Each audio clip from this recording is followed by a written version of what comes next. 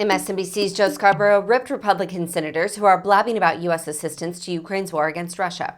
More than 40 GOP senators signed on to a letter urging President Joe Biden to send aircraft and air defense systems to Ukraine after Senators Mark Rubio and Steve Daines shared photos of Ukrainian President Volodymyr Zelenskyy from a video call when they were explicitly asked not to. Take a look at the MSNBC discussion over it. I think we should talk about this a little bit more. The notion that Putin, after going in and fighting the Ukrainian forces and having such trouble there right now, that he would go on a suicide mission and attack a NATO country in addition to that, when we have orders of magnitude more firepower and manpower and the sophisticated weapons compared to the Ukrainians, seems to me to be utterly absurd. There's too much loose talk about first Ukraine and next Poland. I think it's the exact opposite. That is much more unlikely today than it was 3 weeks ago. But if you're Zelenskyy, and I heard in his voice, yeah, that's great, but we're still dying here. We're still losing this war. Our people are still dying. And therefore, I think in terms of, one of the mistakes, by the way, we made, Joe, and maybe I'm even at fault on this, I want to own this, is we spent a little too much time talking about the details of those MiG-29s, right? Right. And I think in some ways that got us in trouble.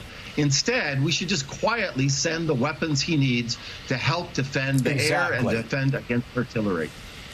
Exactly. I am so maddened by people who make public pronouncements, Richard Haas, of what we're going to be sending in. Keep your GD mouth shut.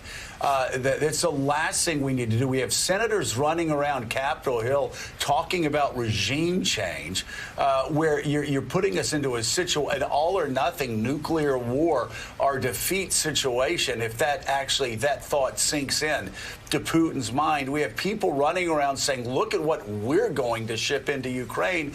A lot more people need to keep their mouths shut. I do, though, Richard, I do understand.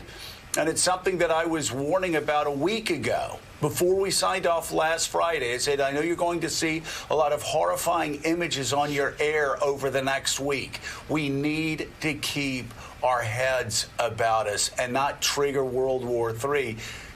Bloomberg reports President Vladimir Putin cited unspecified positive movement in talks with Ukraine hours after saying he'd bring in fighters from the Middle East to supplement Russian forces.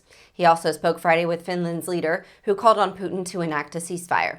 Approximately 2.5 million Ukrainians have fled the country so far, with the majority crossing over to Poland.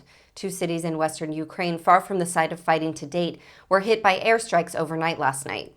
Russia's defense ministry said it destroyed 2 airfields via long-distance strikes. The Associated Press reported that news satellite photos appear to show a massive Russian military convoy outside Kiev has scattered into nearby towns and forests. The EU has proposed to double the size of its European peace facility, which provides weapons to Ukraine. It also dispersed 300 million euros in macro-financial aid, with more to come.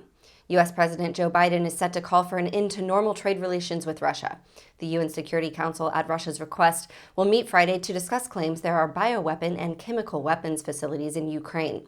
The EU is laying out an ambitious plan for joint spending on defense needs and an accelerated energy transition in the wake of Russia's invasion of Ukraine, saying the plans could cost the bloc an additional 1.5 trillion to 2 trillion euros. Thank you for watching. Please be sure to visit us at rawstory.com. And if you'd like to see more of the Raw Report, please like and subscribe and join others who like their news raw too.